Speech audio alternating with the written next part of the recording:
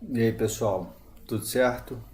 Bom, seguindo aqui essa linha de vídeos que a gente tem feito apresentando algoritmos de classificação de imagem, que na verdade são algoritmos de classificação e de regressão em geral, mas aqui mostrando a aplicação para classificação de imagem. Decidi fazer a implementação de um algoritmo que o Sadek apresentou no canal dele, que se chama CART, Classification and Regression Trees, se eu não estou enganado isso, CART, que ele ensina a fazer no GE, Google Earth Engine. E aí eu estive buscando para aplicar como é que faz no R, e aí eu cheguei a esse pacote chamado RPart, esse pacote do R, que é a abreviação de Recursive Partitioning and Regression Trees, tá? E aí o que eu achei interessante é o seguinte, tem aqui uma introdução a respeito, né? Vocês indo na página do pacote aqui do Chrome, tem acesso à referência manual e a introdução a respeito da implementação. E aí lendo, eu fui ver porque eu não encontrava uma implementação CART, né, com esse nome. E aí o que ele diz é que esse pacote RPart implementa várias ideias que estão presentes no CART, né, Classification and Regression Trees, que são do livro e do programa de Breiman, Friedman, Oslen e Stone. Tá? E ele comenta que pelo fato do CART ser um nome de trademarked, não saberia traduzir. Então eles acabaram mudando para esse Recursive Partitioning and Recursive Partitioning ou RPart. Tá? Então a gente vai usar esse pacote RPart para usar um modelo de classificação baseado em árvore de decisão, bem diferente do que foi com o Random Forest, porque a proposta do Random Forest ele cria 500 ou quantas você definir árvores aleatórias e faz uma análise entre elas para ver qual que teve maior ensemble, consenso, né, de qualidade. Nesse caso eu acho bacana, por mais que vocês aí considerem que não é interessante, porque pode ser, enfim, porque o Random Forest está aí, é bastante falado, mas eu acho que ele tem algumas funções muito interessantes e pode servir como uma primeira abordagem de análise exploratória. Então vamos lá. O que eu fiz já deixei aqui o R aberto, e é o seguinte, eu já tenho o script aqui, então vou só comentando o script, tá bom? Eu aumentei a letra, o pessoal estava achando pequena, de qualquer forma vou botar no GitHub. Então antes de mais nada eu preciso instalar esse pacote chamado RPart, tá? Eu já tenho instalado, quem não tem, só instalar aqui, está comentado. A mesma coisa para o RPart plot, ou seja, é um plot mais interessante para os modelos do RPart, tá? Vou usar também o SF e o raster. O SF, como a gente já viu antes, para carregar as amostras, e o raster para carregar as imagens. Então aqui eu vou carregar as imagens, né? Eu faço uma lista das imagens que tem a terminação TIFF, só que eu tenho várias e eu só vou usar, na verdade, as bandas 1, 2, 3 e 4. Tá? Para fazer essa classificação, e vou carregá-las como um stack, ou seja, um empilhamento, tá? E crio então esse objeto IMG. Por exemplo, então fazendo plot, é isso que a gente tem. Plot do IMG sendo 4 no vermelho, né? A banda 4 no vermelho, a 3 na verde e a 2 na azul, e fazendo o ajuste do histograma. Aqui, como sempre, né, ou igual ao vídeo anterior, vou mudar o nome das bandas tá? Ao invés desse nome tão grande, vai ser só banda 1, 2, 3 e 4, tá? Mudei então aqui para banda 1, banda 2, banda 3, banda 4. Então vamos aqui carregar as amostras usando o Simple Feature e vamos adicioná-lo aqui à nossa visualização só para, enfim, mostrar aqui adicionando esse true, add igual a true, a gente já sobrepõe ao plot já criado as amostras. E o que a gente vai fazer é o extract, né, dos valores nas bandas que estão na IMG a cada posição de amostra. Então, para cada ponto de amostra que eu tenho, eu vou extrair o valor em cada uma das 4 bandas que a gente tem aqui na IMG. Então, como valstrain, vou mostrar aqui o head, tenho na banda 1, para a amostra 1, o valor dela. Para a amostra 2, o valor, e assim sucessivamente, a mesma coisa para a banda 2, 3 e 4. O que acontece? Reparem que aqui eu não tenho a coluna de classificação, ou seja, a que classe representa, a que classe está relacionada à amostra 1. Então, eu preciso fazer isso aqui nesse comando, onde eu crio um data frame, que é na verdade a repetição desse data frame que eu tenho aqui, e adiciono uma coluna mais que é a classe, a coluna classe do data frame de amostras. E tenho isso aqui como resultado. Então eu tenho os valores das bandas e aqui classe elas representam. Vou só mudar o nome dessa coluna que está muito grande.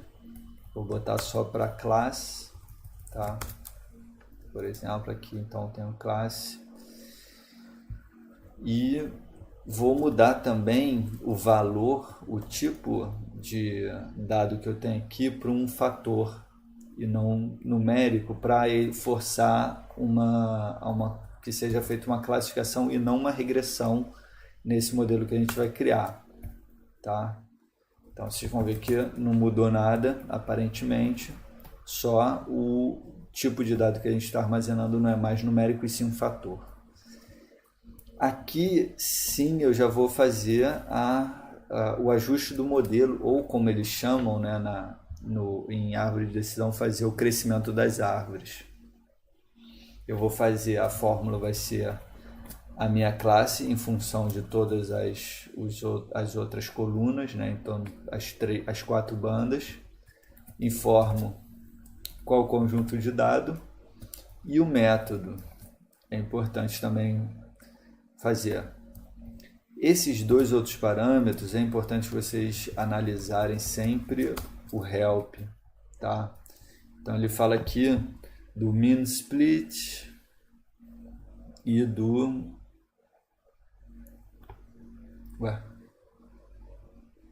min split, min bucket, que deve estar aqui em rpart control. Então min split faz parte de um conjunto de parâmetros que controlam, tá? Ou seja, é o número mínimo de observações que devem existir em cada nó, tá? Para tentar ser feito o split, e o min bucket, que é o número de observações em qualquer folha terminal ou nó terminal, ou seja, de classificação. Eu botei baixo porque eu não estava com o conjunto de amostras que a gente está trabalhando, não estava rodando para todas as classes. Então eu ajustei, botei para baixo. Vocês reparam que o min split é 20 e o min bucket em função, seria o que está definido em min split dividido por 3, 1/3 do min split. Nesse caso eu mudei de uma forma aleatória, sem nenhuma base científica, só para garantir que eu consiga fazer a classificação para as 6 classes que a gente tem, tá? Isso aqui tem que ser analisado tem que ser analisado para saber o que está sendo feito, entendeu? Eu mudei mais só para garantir, já que a gente não tem tantas amostras assim, só para garantir que eu consiga fazer o exemplo aqui com base na quantidade de amostras que a gente tem. Então, beleza, eu vou executar aqui esse comando e criar o objeto FitPart. Se a gente olhar bem aqui, ele é bem similar à resposta que a gente teve do Random Forest. Informa o nó raiz, a primeira decisão, aí a segunda decisão vai para 3, depois 4 e assim sucessivamente. Mais uma coisa que eu acho bacana e como ele não é uma árvore de decisão baseada em consenso, como é o Random Forest, a possibilidade de a gente fazer o print do nosso modelo criado. Então vou usar o rpartplot usando a função prp, tá? Botei aqui, ó. Ele vai plotar o modelo rpart, tá? E aí eu boto aqui o objeto que tem o modelo. E aí o que eu tenho como resposta é esse plot, que me dá mais ou menos a informação. Por exemplo, o nó raiz é uma decisão de se a banda 4, se o valor do pixel na banda 4 for maior ou igual a 0.073, ele vem para essa outra decisão. Se a banda 1 for menor que 0.16, vem para cá. Senão ele já classificaria o pixel como da classe 3, tá? Isso aqui é uma coisa que eu acho interessante. O Random Forest teve um camarada aí que mostrou como se faz a publicação. Vou ver se o plot das árvores do Random Forest. Vou ver se eu faço um vídeo sobre isso, mas o que acontece?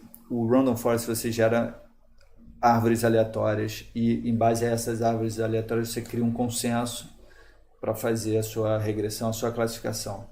O que você consegue fazer é o plot de cada uma dessas N árvores aleatórias que você faz, tá? Aqui no caso, como não é baseado em consenso, você tem de fato o modelo de árvore de decisão, ou seja, a árvore de decisão do modelo, tá? E não de cada uma das iterações que você fez. E isso eu acho interessante como um elemento de análise exploratória.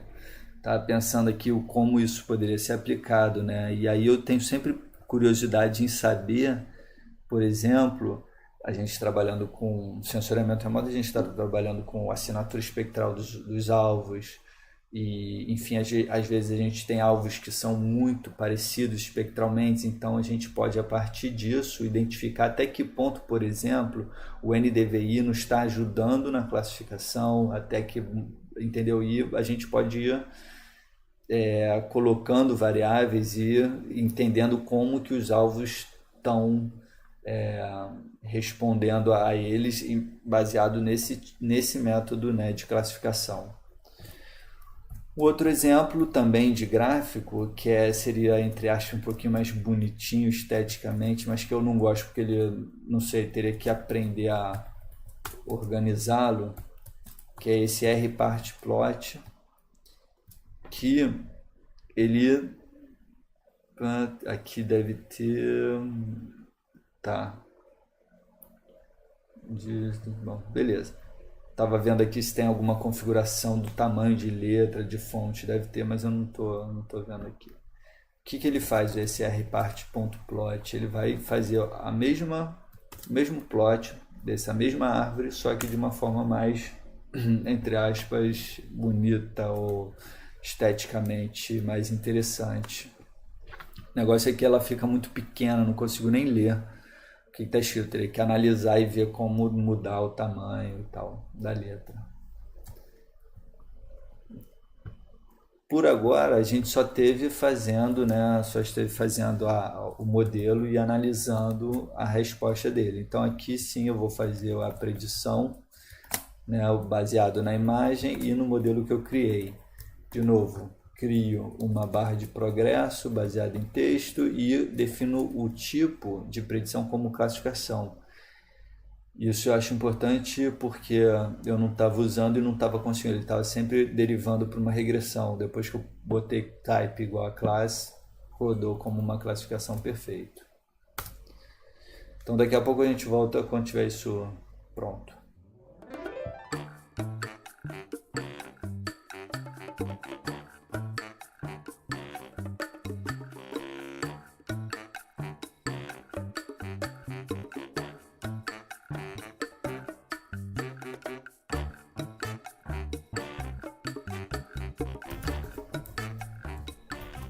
Beleza, voltamos aqui então.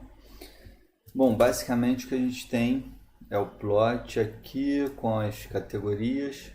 Seria interessante depois a gente pensar alguma forma de fazer uma comparação de todos esses algoritmos que a gente esteve fazendo. Vou pensar em alguma forma de fazer isso.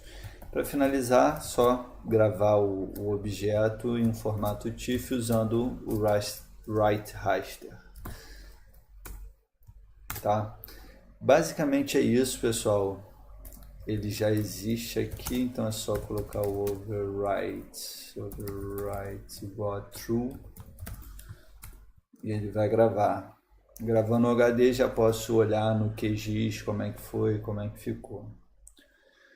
Bom, basicamente era isso que eu queria mostrar para vocês, essa implementação. E em breve eu volto com mais um algoritmo ou outras novidades usando R ou Python ou qualquer outra coisa. Beleza? Abraço.